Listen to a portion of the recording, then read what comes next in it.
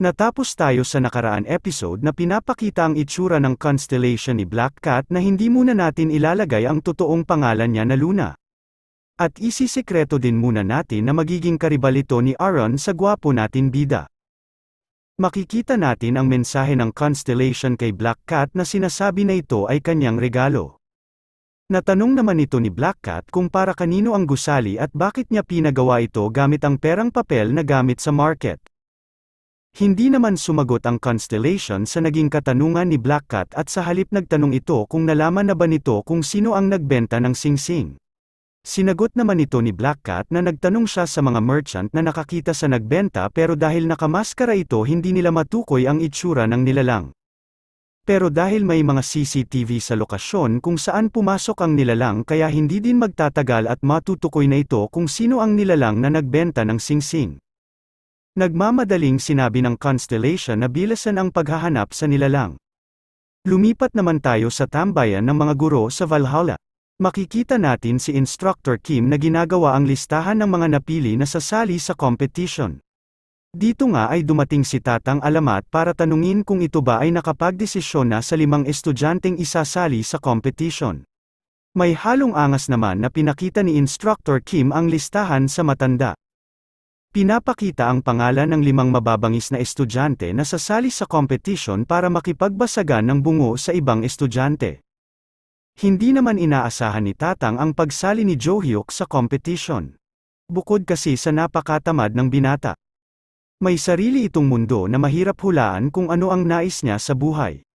Aminado naman si Instructor Kim na nahirapan siya na mapasali si Jo-hyuk sa competition.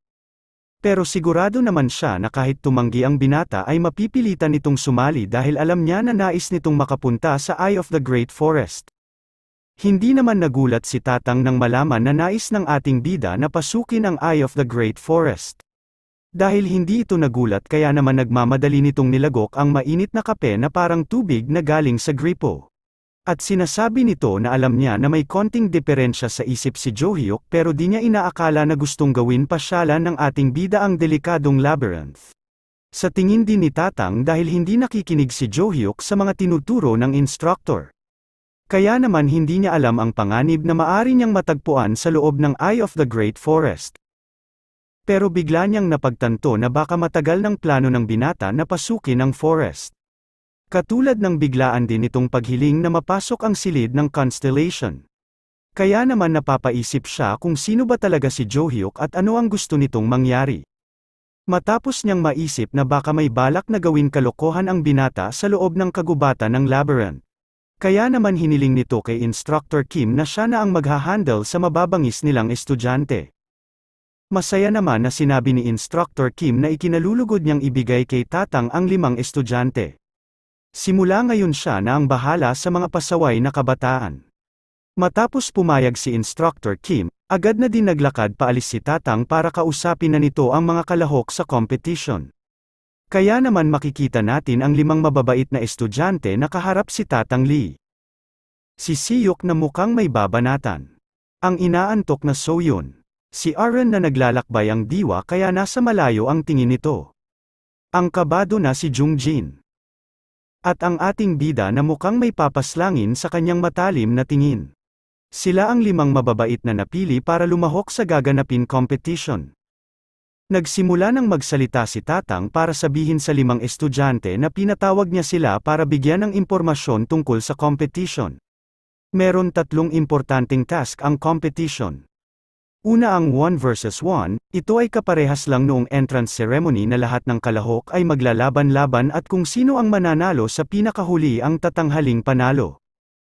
Nang marinig ni Soyun ang unang task iniisip agad nito ang makabawi sa ating bida. Ganun din ang nasa isip ni Siyok na nag-eensayo siya para mas maging malakas at hindi na muling matalo kay Jo-hyuk. Nang matapos ang kathang-isip ng dalawa, muli nang nagsalita si Tatang Lee at sinabi nito na ang pangalawa ay ang team fight. Kayong 5 naman ang magkakampihan para pabagsakin at wasakin ang mga dignidad ng ibang academy. Magtutulong-tulong kayo para lamutakin ang mga pagkatao ng ibang team. At ang matitirang team sa mangyayaring rambulan ang magwawagi sa pangalawang task. Iniisip naman ni Jo-hyuk na hindi niya na kailangan pa ng kasama dahil tatalunin niya ang mga kalaban gamit ang kanyang sariling lakas. Matapos ipaliwanag ang pangalawang task, agad na din niyang sinabi ang pangatlong task ay tungkol sa Eye of the Great Forest. Ito ay isang labyrinth na puno ng puno at talahib. Wala siyang masyadong maibibigay na impormasyon sa loob ng kagubatan ng labyrinth. Dahil hindi basta-basta nakakapasok ang walang pahintulot na nilalang. Mahigpit itong binabantayan at wala nang ibang papasukan sa labyrinth kundi sa main gate ng Eye of the Great Forest. Kaya naman sinabi na lang ni Tatang Lee na ang huling task nila ang makasurvive sa forest. Malalaman din ng mga instructor kung anong kalagayan nila kaya wala silang dapat ikabahala sa loob ng labyrinth at manatili lang silang maayos para manalo sila sa huling task. Iniisip naman ni Jo-hyuk na wala man lang binigay na mahalagang impormasyon si Tatang sa loob ng labyrinth. Tanong niya pa sa kanyang sarili kung meron bang force field na pipigil sa estudyante na sumulong sa pinakaloob ng forest. At kung hindi ba siya magkakaroon ng problema kung mabilisan niyang hahalughugin ang kagubatan para mapuntahan sa loob ang kanyang mission na binigay ng system. Pero sa kabila ng kanyang katanungan ay napagdesisyonan na lang niya na halughugin ang lugar at tapusin sa kahit anumang paraan ang kanyang mission. Matapos naman ang mahabang paliwanag tungkol sa competition. Sasabihin naman ni Tatang ang magiging training nila simula ngayon. Kaya kung meron silang katanungan ay maaari na silang magsabi sa kanya. Nagtaas naman ng kamay ang ating bida para magtanong kay Tatang. Tanong nito kung maaari ba siyang mag-training nang siya lang mag-isa. Pumayag naman si Tatang at sinabi nito na wala naman problema sa kanya kung nais ng binata na mag-training ito sa paraan na gusto niya. Nang marinig ni Aaron ang nais ni Jo-hyuk na mag-training ng mag-isa. Kaya naman nagtaas din ng kamay si Aaron at sinabi nito na siya din ay magti-training mag-isa.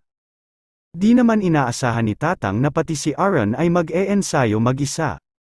Kaya naman naisip niya na baka lahat sila ay gusto mag-training ng walang kasama dahil sa unang task ng competition ay maaari sila maging magkakalaban.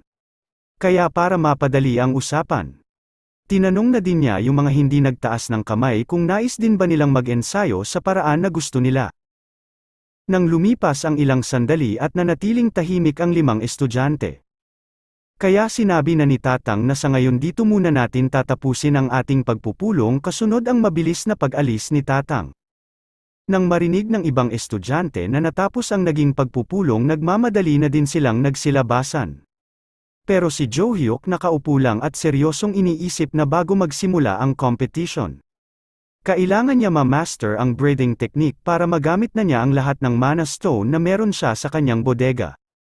At kung sakaling matapos na agad siya sa pag-aaral sa technique, ang natitira namang araw bago ang competition ay itutuon niya sa pag-e-ensayo sa kanyang katawan. Bigla naman napalingon ang ating bida nang marinig niya ang malambing na boses na tinawag ang kanyang pangalan. Ito nga ay si Choi Aaron na nagtatanong sa ating bida kung magkasama ba silang mag-e-ensayo. Sinagot naman ni Jo-hyuk ang dalaga at sinabi nito na sa ngayon ay siya muna ang mag-e-ensayo. Dahil alam niya na hindi pa tuluyan gumagaling ang sugat ng dalaga sa kanyang tiyan. Kaya kailangan niya muna pagalingin ang sugat bago ulit ito makapag-ensayo. Napahawak naman si Aaron sa kanyang tiyan at naalala ang pag-uusap nila ni Instructor Kim. Kaya naman sasariwain natin ang nakaraan kung saan nag-uusap si Instructor Kim at Choi Aaron. Makikita natin si Instructor Kim na sinasabi kay Aaron na nakita niya sa mga news site ang balita tungkol sa kanya at alam niya din ang totoong kalagayan nito. Kaya gusto niyang marinig kung nanaisin pa ba ng dalaga na sumali sa magaganap na competition. Bago naman sumagot ang dalaga nagtanong muna ito kay Instructor Kim. Kung lalahok din ba si Jo-hyuk sa magaganap na competition. Nagtataka naman sinagot ng instructor ang tanong ng dalaga at sinabi na sasali si Jo-hyuk sa competition. Nang marinig ni Aaron na lalahok si Jo-hyuk kaya naman mabilis siyang sumagot at sinabi na kung kasali si Jo-hyuk sasali din siya sa competition. Nang marinig niya ang sagot ng dalaga pumasok agad sa isip niya na mukhang tama siya na may relasyon si Jo-hyuk at Choi Aaron. Matapos ang kanyang balik tanaw. Iniisip naman niya na malapit na niya matupad ang kanyang gusto na maging family head ng kanilang pamilya. Hindi sana mangyayari ang gusto niya kung hindi siya tinulungan ni Jo-hyuk. Kaya naman gagawin din niya ang lahat para matupad din ang gusto ni Jo-hyuk at sasamahan niya ito hanggang sa dulo ng walang hanggan. Nagtataka naman si Jo-hyuk sa kinikilos ng dalaga kaya hinihintay niya ang sasabihin nito. Nang tumingin sa kanya si Aaron, wala itong sinabi at ngumiti lang ito sa ating bida habang namumula ang pisngi na senyales na nai-inlove na si Aaron. Sinabi naman ni Jo-hyuk na kahit ngumiti ng mabait sa kanya ang dalaga hindi niya pa rin siya papayagan na mag-ensayo ng matindi.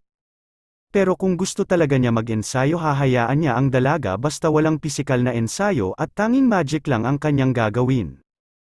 At kung wala naman na silang pag-uusapan pa ay mauuna na siyang umalis dahil may gagawin pa siya na importanteng bagay. Pahabol pa ng bida na matapos ang kanyang gagawin, tutulungan niya ang dalaga na mag-ensayo sa magic at may ituturo siyang bagong teknik sa kanya. Nagpasalamat naman si Aaron habang mabilis na tumitibok ang kanyang puso. Matapos ang kaganapan sa Valhalla, lumipat naman tayo sa abandonadong gusali na makikita natin ang isang lalaki na sumisigaw na maawa sila sa kanya. Pinapakita ang dalawang nilalang na kinakausap ni Bungal. Sinasabi ni Bungal na pakawalan nila siya at ibibigay niya ang pera na gusto nila makuha sa kanya. Hindi naman sumagot si Kalbo at mabilisan niyang sinaksak sa dibdib si Bungal para wakasan na ang buhay nito. Matapos ang pagpapadala kay Bungal sa kabilang buhay, pinapakilala na ang dalawang magkapatid na Samsal na sina Lisa alias Kulugo at si Mr. Longhair. Nagagalit si Kulugo dahil gusto niya pa sanang pahirapan si Bungal bago ito paslangin. Sabi naman ni Mr. Longhair na mas masaya kung papaslangin na nila para hahanap na ulit sila ng bagong paglalaruan. Hindi naman inaasahan ni Kulugo ang pagtunog ng kanyang cellphone. At napapatanong ito kung meron na naman ba silang bagong papatayin. Natanong din ni Mr. Longhair kung tama ba ang kanyang pagkakarinig na may bago silang lalagutan ng hininga. Na pinapakita sa atin na ang sunod nilang target ay ang ating bida. Pinapaliwanag ni Kulugo na isang estudyante lang ng Valhalla ang kanilang sunod na papaslangin. At kailangan nilang magawa ang pagpaslang sa susunod na buwan sa araw mismo kung kailan magaganap ang competition. Nagtataka naman si Mr. Longhair kung bakit sila ang naatasan na gumawa ng pagpatay sa estudyante. Tinanong din niya kung bakit kailangan pang maghintay sa araw ng competition kung pwede naman na nilang paslangin ang bata. Pinaliwanag naman ni Kulugo ang dahilan kung bakit hindi nila magagawa ang mission kahit gustuhin nila. Dahil ang kanilang target ay nasa loob ng Valhalla na may matinding security at kung susubukan man nilang pasukin ang Valhalla baka sila pa ang mapaslang. Nang maliwanagan si Longhair sinabi nito na kung sa competition nila gagawin ang mission ay mukhang mas delikado ang sitwasyon nila. Sinabi naman ni Kulugo na meron ang plano na dapat nilang sundin. Sa third round ng competition kung saan papasok ang mga estudyante sa loob ng Eye of the Great Forest, doon na isasagawa ang mission na pagpaslang sa bata. Dagdag pa niya na wala na silang dapat pang isipin kundi maghintay na lang sa araw ng competition. Dahil si Olivia alias Labo na ang bahala sa kanila para makapasok sa loob ng Eye of the Great Forest. Mabilis lumipas ang isang buwan at dumating na ang araw ng competition. Makikita sa gitna ng mga nagsisigawan nila lang ang nag-iisang tuko na si Rockdale Ventrek. Dahil seryoso at malalim ang iniisip ng tuko kaya naman babalikan natin ang nangyari bago dumating ang kompetisyon. Nagsimula ang baliktanaw sa pagtawag ni Rockdale sa kanyang tatay. Para sabihin na natanggap na niya ang pera at agad niyang pinadala ang bayad sa nilalang nagagawa ng trabaho. Natanong naman ang tatay ni Rockdale kung sino ang napili niya na gagawa ng trabaho para paslangin si Jo-hyuk. Mahinahon na sumagot si Rockdale at sinabi niya sa kanyang tatay na ang magkapatid na Samsal ang gagawa ng trabaho. Nagulat naman ang tatay ni Rockdale nang mabanggit ang pangalan ng magkapatid na Samsal. Pasikat naman na sinasabi ni Tuko na wala dapat ikabahala ang kanyang ama dahil sigurado na ang pagpunta ni Jo-hyuk sa kabilang buhay at hindi din sila ang paghihinalaan sa mangyayari sa binata. Habang nakikinig sa sinasabi ni Rockdale iniisip naman niya ang tungkol sa magkapatid na Samsal at Olivia alias Labo, na libangan lang ang pagpaslang ng tao. At sa pagkakaalam niya hindi pa sila nabibigo na paslangin ang kanilang target. Sinabi niya din kay Rockdale na huwag gagawa ng eksena at umiwas ito na magpapansin sa araw ng competition. Sumang-ayon naman si Tuku kasunod ang pagsasabi na siya na ang bahala at makakasigurado din ang kanyang ama na mananahimik siya hanggang sa araw ng competition. Matapos na maalala ang naging usapan nila ng kanyang ama. Iniisip naman ni Rockdale na kailangan na lang niya magtiwala sa tatlong nilalang na gagawa ng pagkatay kay Johyuk. Kaya naman hindi na niya kailangan pang manood sa competition. Kasabay ang pag-aya kay Yuria na aalis na sila at babalik na sa kanyang silid.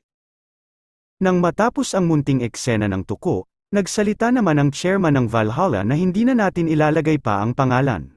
Bago magsimula ang competition, ipinapakilala muna niya ang mga kalahok sa gaganaping competition. Ang unang team na mula pa sa China. Ito ang White Lotus Academy. Ang pambato naman ng USA. Ito ang Heroes Academy. Ang ating panglaban at ang huling kasali sa competition. Mula sa South Korea. Ito ang Valhalla Academy. Matapos ipakilala ang mga kasali sa competition, sinabi naman niya na ang unang task sa competition ay ang sparring match. Kung saan ang mga kalahok ang maglalaban-laban at ang mananalo sa huli ang tatanghaling panalo. Nang masabi na ni chairman ang unang task ng kompetisyon, sinabihan niya muna ang mga estudyante na maghintay sa waiting room habang inaayos nila ang magiging match-up ng laban. Habang inoobserbahan ni Tatang Alamat ang mga kalahok sa kompetisyon, may nilalang na bigla naman tumawag sa kanya. At ito ay ang instructor ng Heroes Academy na si Instructor Jack na kamakaway-kaway pa sa ating lolo. Agad naman nagkwentuhan ang dalawang instructor na parehas pinagmamalaki ang kanilang mga estudyante. Sinabi ni Instructor Lee na sila ngayon ang magwawagi sa kompetisyon. Hindi naman nagpatalo si Instructor Jack at sinabi niya na mas sigurado siya na magtatagumpay ngayon ang kanilang team. Dahil may halimaw na estudyante sa kanyang team, kaya naman sigurado siya na madali lang nila makukuha ang panalo ngayon. Tanong pa ni Instructor Jack kung kilala ba ni Tatang ang isa sa pinakamalakas sa kanilang bansa na si Logan the Destroyer. Na sinagot naman ni Tatang na kilala niya, pero ano ang kinalaman ni Logan sa mangyayaring kompetisyon? Maangas naman na sinabi ni Instructor Jack na kasali ang anak ni Logan sa kanyang team. Sabay turo sa kanyang estudyante na anak ni The Destroyer. Pagmamalaki pa ni Instructor Jack na hindi lang dahil namana niya ang angking lakas ng kanyang ama, kundi dahil sa murang edad meron na agad siyang nakuhang kontrata sa Constellation ng kanyang ama. Medyo nabilib naman si Tatang sa sinabi ni Instructor Jack na kwento tungkol sa anak ni Logan. Pero kahit anong mangyari, sigurado pa rin siya na sila ang mananalo sa competition. Pinagtatawanan naman ni Instructor Jack ang sinabi ni Tatang at sinabi niya din na may nabalitaan siya na meron din magagaling sa kanyang estudyante na tumalo sa miyembro ng deboto. Pero hindi pa rin magiging sapat para talunin ang kanyang mga estudyante. Sinabi naman ni Tatang na konting oras na lang ang hihintayin nila para sa panimulang laban. At hindi na din magtatagal mamumulat ang isipan ng lahat na nasa Valhalla ang tunay na halimaw. Matapos ang usapan ng dalawang instructor, pinakita naman ang pangalan ng dalawang maglalaban. At ito nga ang ating bida at yung pinagmamalaki ni Instructor Jack na si Logan Jr. Makikita naman din na magkaharap na ang dalawang maglalaban. Sinabi naman ng chairman na hindi nila kailangan magpigil ng lakas dahil meron proteksyon na nilagay sa arena. Kahit gaano kalakas ang bibitawan na atake, hindi mapapaslang ang tatamaan at makukuryente lamang ang katawan nito. Matapos ang maikling paliwanag ni chairman, nagsimula na din ang countdown sa laban ni Johyuk at Logan. Seryoso naman nakatingin sa bawat isa ang dalawang maglalaban at handang-handa nang ipatikim ang kanilang mga suntok sa muka ng isa't isa. Nang marinig ni Johyuk ang salita na simulan na ang laban, nagmamadaling sumugod ang ating bida para suntukin agad sa bungo si Logan Jr. Matapos sumugod ang ating bida, maririnig ang malutong na tunog na galing sa arena. Matapos din ang pagsugod ni Johyuk, makikita natin ang kanyang itsura na bahagyang nagulat. Yun pala ay pinigilan ni Logan Jr. ang suntok ng ating bida kasabay ang pagsasabi nito na medyo malakas ang suntok ng kanyang kalaban. Paki-like ng ating video kung nagustuhan nyo ang aking recap. Pwede din kayong mag-iwan ng comment kung may nais pa kayong mabigyan ng seryosong recap. Pindutin nyo na din ang subscribe button pati na din ang kalembang para mauuna kayo sa mga ilalabas kong mga recap.